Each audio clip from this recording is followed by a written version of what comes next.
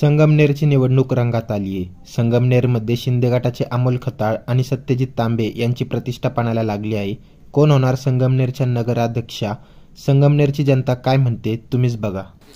हो, आमदार असताना बाळासाहेब थोरातांनी भरपूर कामं केले. महसूल मंत्री होते तेव्हा कामं केले. बाळासाहेब थोरातांच्या काळात आमच्या गावात तलाठी ऑफिस नव्हतं.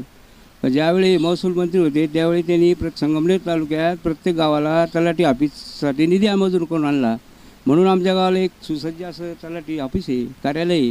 तुमच्या गावामध्ये बिडी कारखाना काहीतरी कोणी बनवला का? अहो, विडी कारखाना हा होता त्याला 50-60 वर्षाचा काळ झाला. का स्वर्गीय आदरणीय भाऊसाहेब दादा ज्यावेळी होते त्यावेळी आमचं संपूर्ण गाव 100% नागरिक विड्याच बांधण्याचं काम करत होतं आणि विडी बांधूनच उदरनिर्वाह भागत होते. या गावात दुसरं कुठून एक पैसा रुपये इन्कम नव्हती. पण स्वर्गीय भाऊसाहेब दादांनी का प्रवण मोठ्याल्या पाईपलाईन आणल्या. त्या पाईपलाईन आणल्यानंतर आमच्या लोकांना थोडंसं दूध धंद्यात उतरवलं. दूध धंद्यामुळे थोडासा विकास झाला गावचा. हो, हे पाणी आणायचं खरं श्रेय काँग्रेस पक्षाचंच आहे. काँग्रेसनंच अगोदर हे निवडणं धरणे केलं. या चाऱ्या पाठ काही भाऊ एका दिवसात लगेच भाजप सत्तेत आलं आणि भाजपने केलं असं काय नाही भाऊ. अनेक पक्षांचे हात लागलेले त्याला. आता पुन्हा जर बाळासाहेब थोरात हे निवडून आले असते तर त्यांनी काय काय कामं केलं असतं? अहो, राहिलेले सगळेच विकास कामं केलेच असते त्यांनी. हां, भाऊ त्यांचं काय जनतेकडे दुर्लक्ष नाही आहे. पण काय झालं, नवीन पिढीच्या युगामध्ये हे नवीन तरुण थोडासा भरकटला जातो. हां, कोणताही बी बदल होतो सत्तेत, सत्तांतर होत राहतं. परंतु आलेल्या आमदारानं प्रत्येक खेड्याकडे लक्ष दिलं पाहिजे बा. आपण ज्या हक्कानं मतदान मागवतो खेड्यातलं त्या हक्कानं दिलं मतदान दिलं पाहिजे. प्रत्येक खेड्याकडे वंचित काय रस्ते नाही लोकांना. लोकांचे जमिनीचे वाद आहेत. शासनानं ते जमिनीचे वाद म्हणून शासनानं जमिनीचे साऱ्या जमिनीच्या मोजण्या करून दिल्या पाहिजे कमी खर्चामध्ये. हो, जिल्हा परिषद म्हणजे जिल्हा परिषदेच्या माध्यमातून प्रत्येक ग्रामपंचायतीला निधी मिळतो. मग आपण आपल्या गणामध्ये किंवा गटामध्ये जो उमेदवार असेल असा सक्षम उमेदवार आपण ग्रामस्थांनी निवडून दिला पाहिजे. यापूर्वी जो उमेदवार होता तर त्यांनी कामे केली का नाही? नाही, यापूर्वी आमच्याकडं मीनाक्षीताई थोरात होती जिल्हा परिषदमध्ये. त्याच्यानंतर मोरेताई होत्या आपल्या. त्या अजून एक मॅडम मला माहीत नाही. तर यांनी कामं केली पण तेवढ्यापुरतं तेवढं बा. प्रत्येक गावाकडं मतदान घेऊन गेल्यानंतर 5 वर्ष त्या उमेदवाराची जबाबदारी असते त्या गावाकडे लक्ष देण्याची. कमीत कमी 2 महिन्यातून एकदा त्या गावात येऊन बघितलं पाहिजे बा. गावाच्या अडचणी काय आहे, समस्या काय आहे, त्या प्रतिनिधीने बघितलं पाहिजे नेऊन.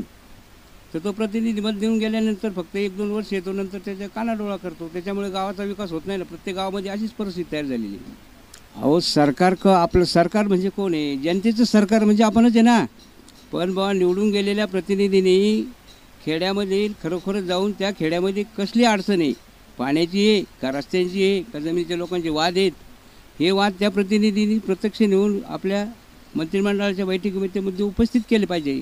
आज शेतकऱ्यांच्या परिस्थिती अशी तयार झाली का ज्यावेळी पाऊस पडतो तर प्रत्येक शेतकऱ्याचे बांधवून वाद होतात.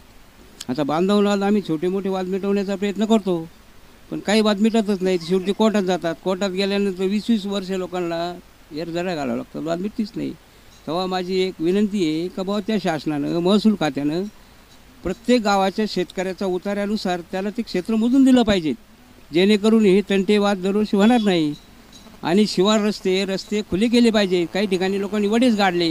हे वडे गाडायचं काम कोणाचे? वडे अख्ख्या गावाचं आहे, एका शेतकऱ्याचं आहे. ज्या शेतकऱ्याच्या कडेला शेती येतो शेतकरी म्हणतो माझाच वडा आहे सगळा. म्हणजे वड्यांचे रस्ते सुद्धा ठेवलेले लोकांना शेती जाण्यासाठी. जसं की आता ग्रामीण भाग आहे, या ग्रामीण भागामध्ये प्रत्येक युवकाकडे गाय आहे, म्हशी आहे. तर त्या गायांच्या दुधांना भाव मिळतं का नाही?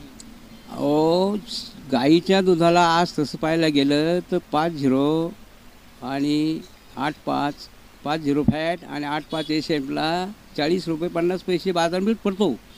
हा बाजार ह्या संगमनेरमध्ये कुणी दिला तुम्हाला काय वाटतं? हो, हा बाजार दिला म्हणजे शासनानं त्यांना कंट्रोल केलं. सगळ्या संघांनी दिलेला आहे. तो काय बा आपल्या संगमनेर तालुक्यात देत सगळ्या संघाला हेच रेट आहे कारण संघाचे आमच्या डेरे आहे. पण वस्तुस्थिती अशी होती की दुधाला जर 1 रुपया मार्केट वाढलं तर खाद्याचं मार्केट 200 रुपयांनी वाढून जातं. मग याच्यावर शासनानं कंट्रोल केला पाहिजे. हा देश कोणावर शेतीप्रधान देश आहे. शेतकरी पोशिंदा आहे सगळ्या लोकांचा. कुठल्याही मंत्रिमंडळात कोणताही प्रतिनिधी गेला तर त्यांनी त्या शेतकऱ्याला एक शेती हा घटक ठरवून त्या ठिकाणी निर्णय घेतले पाहिजेत मंत्रिमंडळात. जसं की आता तुमची शेती आहे तर शेतीमध्ये पाण्यामुळे नुकसान झालं तर हे नुकसानची भरपाई करण्यासाठी तुमच्या शेतापर्यंत कोण आलं की नाही तुम्हाला काय वाटतं? परिस्थिती आता अशी झाली की शासनाने त्या ठिकाणी अतिवृष्टी झाली, खरोखरच त्या ठिकाणी शेतकऱ्याचं नुकसान झालेले अशाच ठिकाणी पंचनामे केले. पण आमच्या गावामध्ये इतकी अतिवृष्टी झाली नाही. शेतीमालाची फार तर फार एवढं नुकसान 10-20% नुकसान झालेलं आहे. पण आमच्या गावात त्याच्यामुळे पंचनामे झालेच नाही चालू वर्ष. ज्या ज्यावेळी अतिवृष्टी होती त्या त्यावेळी शासन पंचनामे करतं, नुकसानीनुसार पंचनाम्याचे पैसे मिळतात लोकांना. यापूर्वी ज्यावेळेस 5 वर्षापूर्वी जर तुमचे काही नुकसान झाले असेल शेतामध्ये, तर ते नुकसान भरपाई करण्यासाठी बाळासाहेब थोरातांनी काही मदत केली होती का?